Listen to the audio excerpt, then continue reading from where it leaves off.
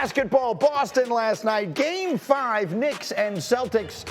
Knicks trying to put it away, Boston trying to keep it alive. And Jay Will, early in the going, I got 2 words for you. The first is Derek, and the second is White. Yeah, poor transition defense by the New York Knicks multiple times. Jaylen Brown just once again a facilitator, lagging in transition, open threes for Derek White. Allen, I mean, he's wide open. First name Derek, middle name Open. It was always open. He made 4 threes in the first quarter, and then cut me, Mick. Oh, we got Josh Hart down, and we've got all kinds of blood. Wasn't intentional, but it's like a Rocky Balboa fight. We're here for all. Cut me, Mick, cut me. UD, what do you think? I love the way he just bounced back, and he made the free throw.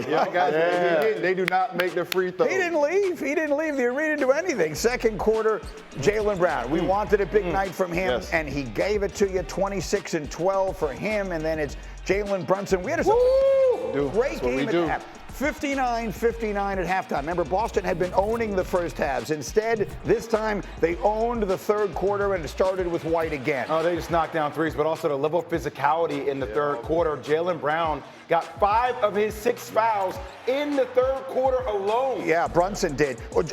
Derek White, 34 points on the night, 7 threes. Meanwhile, Kornet. The MVP of the night, UD, is Luke Kornet. What a performance. Loved it. They started him in the third quarter. I'm an other guy, so I love talking about the other guys. He brought intensity, he brought tenacity, he guarded the rim, and he got a couple buckets down there. He had 5 blocks in the third quarter alone, and then that dunk, and the Celtics have a 15-point lead. And then you mentioned the 5 fouls that Brunson got in the third, and then midway through the fourth, here's number 6.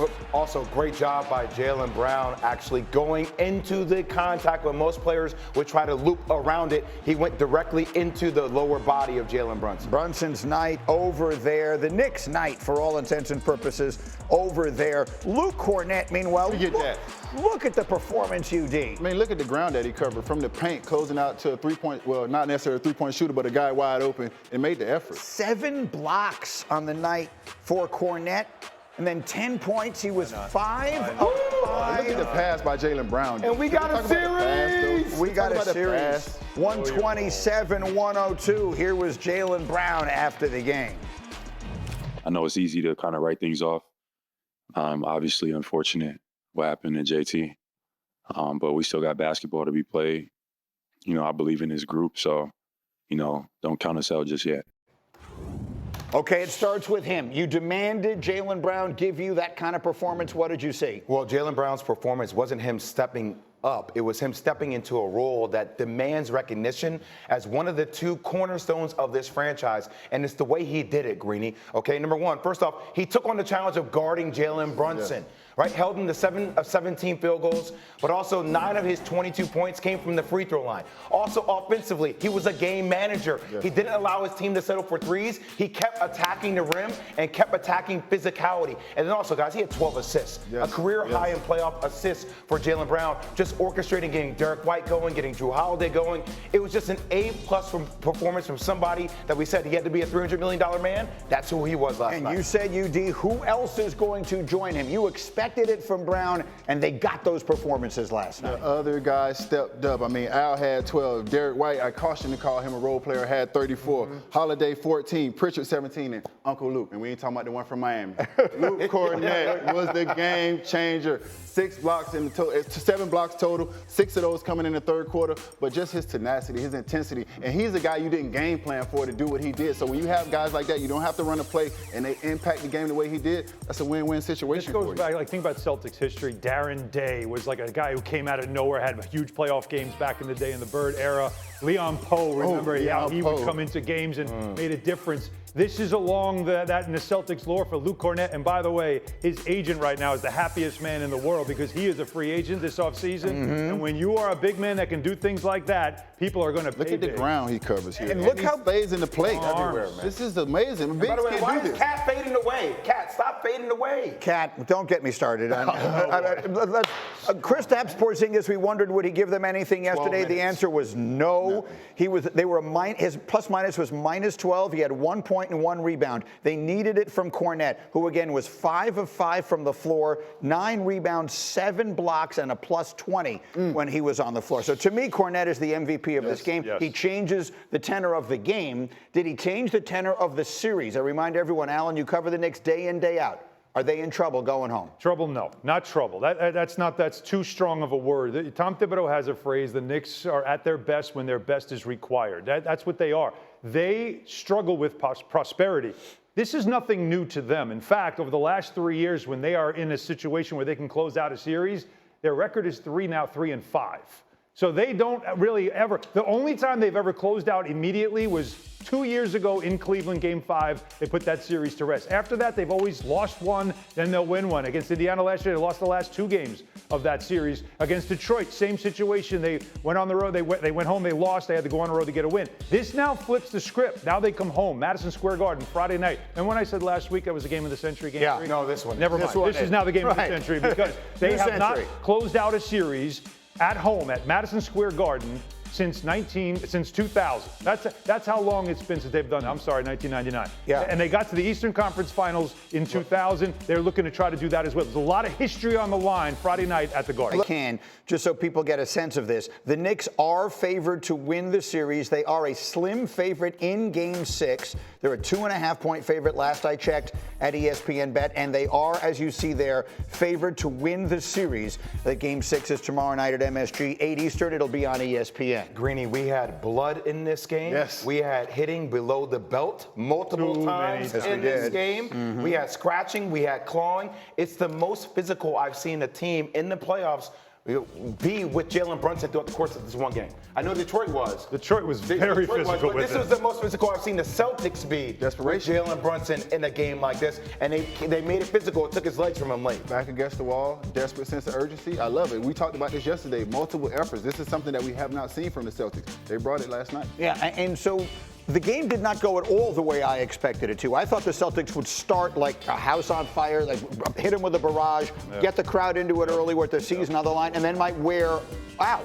The Knicks actually had a lead in the second quarter. 9-point lead, and the building was quiet. Very quiet. In fact, it sounded, and I mentioned this on Twitter, it sounded through the screen like there were a lot of Knicks fans there. Yeah, there were. There was a lot of cheering when the Knicks would make their shots and when Mitchell Robinson would make his free throws and all that kind of stuff. And then in that third quarter, the Celtics showed you the heart of a champion. So they go back to the Garden tomorrow night, and quickly, and we'll have more time to talk about it, what do you expect tomorrow night?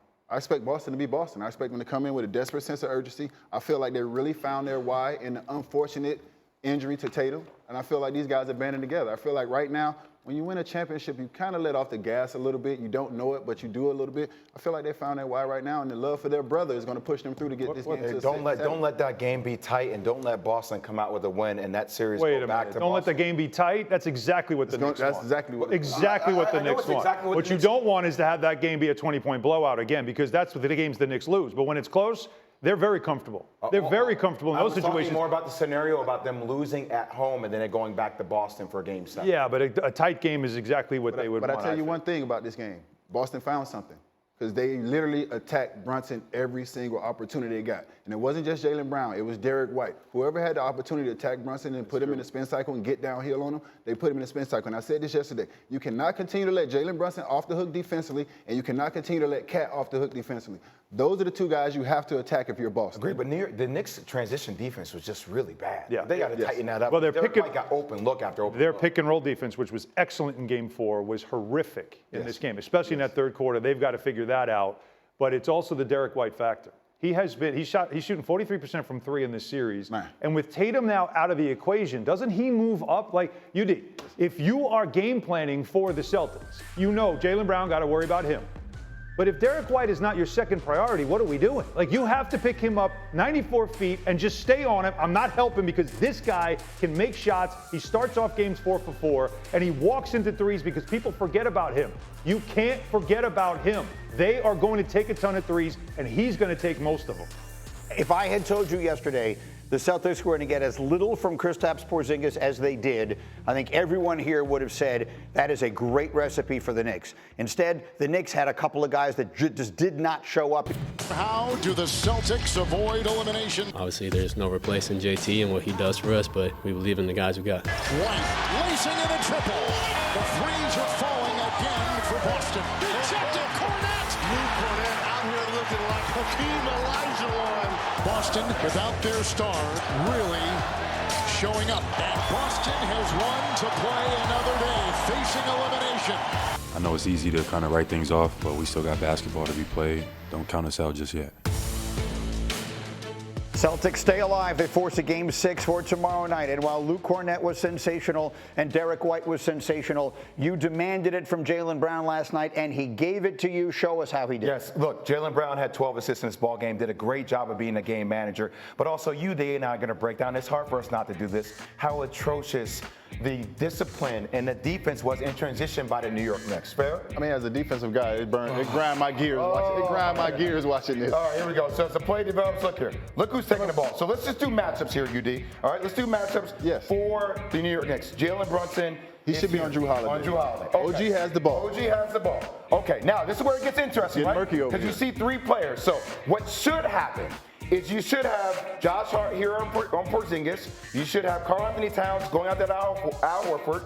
And you should have him going here to Mikal Bridges, going to Derek White. First possession for the Boston Celtics, first bucket they make in this game. Now, the first thing, now you talk about Josh Hart. He needs to get to Porzingis because they want to switch this pick and roll. Yes. This is why he needs to get to Porzingis. So look, as the play develops, you're going to put it in slow-mo. Look at the poor communication. Screen. What is Cat doing? Now nobody knows what each other's doing. Now you have Cat. Now everybody has Porzingis. Now everybody has Porzingis. Cat's like, what the hell is going on? Now I got to get up here. Josh Hart, that's supposed to be you. You're supposed to be there. But Josh Hart is pointing towards him like you're supposed to be up there. And by the way, look who's butt naked in the corner. Not him. Look who's wide Not him. Anybody but him. Boom. Kick out three. Great read by Jaylen Brown. Splash. Three-point shot being made. 2 minutes, two points. 1 minute into the game. I'm calling the timeout. 1 minute into the game. 1 minute into the game. I'm burning the timeout. Let's go next play. In transition defense again. Jaylen Brown doing a great job probing. Everybody's trying to get back to protect the rim. Once again, we'll do it in blue. Getting back. Getting back. Brunson should get him the elbow. He should see a wall. Okay, so I got to do this right here because this is always fun. What's going on right here? What's going on right there? So who are you guarding, Cat? Are you guarding Derek White? Or are you guarding Luke Kornet? Because you're dragging in the whole scenario in transition. But as the play develops, once again, I'll do it in slow-mo. Let's see. Everybody gets back. Everybody gets below the free throw line. Damn. What are you? You did. What's going on?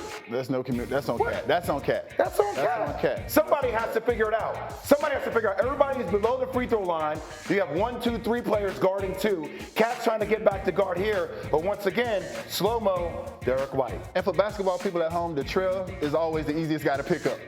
The trailer is always the easiest guy to pick up. So, Green, once again, want to give Jaylen Brown a lot of love. Yeah. Great job of managing the game, 12 assists. But as UD and I watch it, it becomes more and more atrocious. Their transition defense was horrible on finding shooters. And to a guy like Derek White, to get him easy ones early like that, just to get him going, this carries over. There's one thing we've seen, and we've said it before, you can't fake urgency. The Celtics last night had their backs against the wall, just as they did to a degree in Game 3. Last night they did it without their superstar. I want you to hear an exchange after the game. Josh Hart was asked if Game 6, which will be at the Garden tomorrow night, is a must-win. He didn't like the question. How important is it to get the W in this very next game at home? I mean, that's just such a stupid question. I mean, every game that you want to win, bro. Like, there's no added anything. Like, every game you want to go out there and win. It doesn't matter where, if it's at home or away. Like, all that question is stupidity to me. Every game you go out there, you want to win. You want to compete at the highest level, and obviously we didn't do that. And next game's our next game, and that's all we're focusing on, is getting a win. So I understand why he would take that position, but we're not in that position. We can speak the honest truth. Monica, you're with this team literally every day. You were with them last night. You were on the delayed flight back because of fog last night. Got home 2:30 in the morning is when they land, and here she is this morning.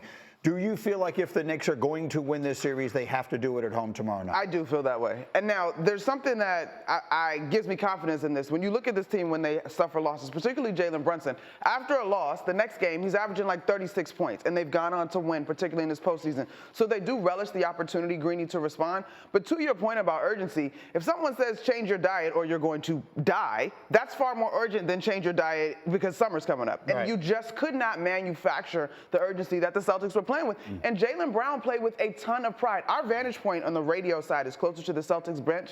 After the third quarter exchange between he and Josh Hart, you could see him walking on the bench, standing up in front of the coaches, talking to his teammates, saying, let's go, let's make sure we take care of business. I couldn't exactly fully lip read, but the sentiment was very clearly that he was taking a leadership role both vocally and on the court. And so I got to give the Celtics their credit. I mean, I know what you're going to say. I know what you're supposed to say, but I know how you feel. Right. You're shaking like a 72 Chevy right now. You do not want to go back to Boston. I've been in that situation where we went up 3, and they came back and tied it, and we had to go back to Boston. I was nervous. I ain't tell my guys that. As a leader, they would never know that. But I was nervous going back into Boston. So you don't want that situation. You want to end this right now if you're New York, and they know that. Someone that's been in a 72 Chevy. It's all about the mechanic, and if you can get it riding smooth, it'll work. And that's exactly what the Knicks had to do. They've got everything you just showed there, by the way, mind-blowing. About how they went from a team in Game 4 that was very connected defensively to a team that it was all, it's you, no, that's you, no, that's you. Nobody wanted to take control out on the court. It's something now I've interviewed Josh Hart a million times. That's how he is after losses. Yeah. So I wouldn't put too much into what he said. More or less, he's annoyed. He's got a cut over his face. That was a rough game. But the other game, Game 4, he gave credit to a guy who hasn't played a minute in the playoffs. I'm glad you're going there. P.J. Tucker, who is a champion, who is a guy that understands defense and connection and communication. And he credited P.J. Tucker for getting them, after Game 3, on the same page, understanding the importance of accountability together and get some accountability. That did not happen in this game. So who is it that has to, we talked yesterday about how it's got to be Jaylen Brown, and the Celtics have to get somebody else, and they got those somebody else's last night, Derek White and Luke Kornet, who had the game of his life. And Derek White was typically terrific, and you just showed how perhaps the Knicks defense didn't do a good enough job on him. For the Knicks tomorrow night, if they're going to do this, if they're going to knock out the champ, who is it that has to carry the load along with Jaylen Brunson? Jaylen Brunson, period. That's period. Full stop. But can one player do that? If Jaylen Brunson plays well, the trickle-down effect is everybody else. That is what it has been through this season. That is what it has been through this postseason. He has to play well, and frankly, yesterday, he did not play well. Now I'm going back to my life. No, I respect that. In all honesty, that's it. We've been doing this show 7 years. That's the first time someone has repositioned during a question, and I really liked it. That we could put that one in the back pocket. We might use that again. Just to add to that on what Monica said, I do trust the Knicks when the game is tight in crunch time. But there is something that is different about this Boston team now. It feels like they are talented, but it feels like they're playing with a sense of urgency. Not only that, which is different. When you lose your star, the pressure goes off. The expectation is now no longer that they win. The Celtics went from the overwhelming favorite to the underdog. Now they're Rocky. We use that analogy, cut me, Mick, or whatever it is. Yes. The Knicks are now favored, both literally and figuratively, to win the series because the Celtics are playing without their first-team All-NBA star. I think the pressure is squarely on the Knicks, and what I was actually trying to lead someone to is, can Karl-Anthony Towns win a game for you? Can there be one game that you look back on and say, hey, we went out, we got this guy, and he won us this game? There's evidence. Yes. Great game for When's that going to happen? Last year in Denver, Anthony Towns was a difference maker in knocking out Jokic and the defending champs for the Minnesota Timberwolves. There is evidence that he is that guy. There's also evidence that there's games like last night where you're asking him to not be a passenger but to be a driver, and he wasn't in this game. That to me is, if I'm the Knicks, that's what I'm looking for. You've gotten what you've gotten from guys like Mikal Bridges and OG Anunoby, their defense and all that stuff. And late in close games, they find ways to make plays. Jaylen Brunson can't be the only person that you're counting on. Karl-Anthony Towns is a superstar in the NBA. No, he's not. Him to No, he's not. He's not. He is not a superstar. I agree with you. Okay. But he has that word written next to his name somewhere, right? Or close to it. Multi-time All-Star. Second team All-NBA and all that kind of stuff. He's paid like one. one. He is treated like one. Can he play like one in a game with their season? I think their season is on the line. If the series goes back to Boston for a Game 7, look, I guess anything can happen. The Knicks have to treat this like it is Game 7, and to me, they need it from their big man. Quick thought on what they need from Cat tomorrow night. I mean, this is why they went and got him. And I know he labels himself as the greatest shooting big that ever played the game, but this series has turned into physicality. Yes. He's going to have to get down in the paint, got to throw them elbows, take an offensive foul if you have to, set the tone. That was Game 4. Recent history, right? Yep. Game 4. I think Game 4. We talk so much about Jaylen Brunson in terms of clutch performance. Cat was huge down the stretch, rebounding. Like you had clutch rebounders, clutch defenders, and that's what I mean. When Jaylen plays well, everybody else can get into their natural roles and be a star. Even Monica, when he got that offensive foul, when he went, I was like, yeah, okay, fine. I'll take that offensive foul from you all day long.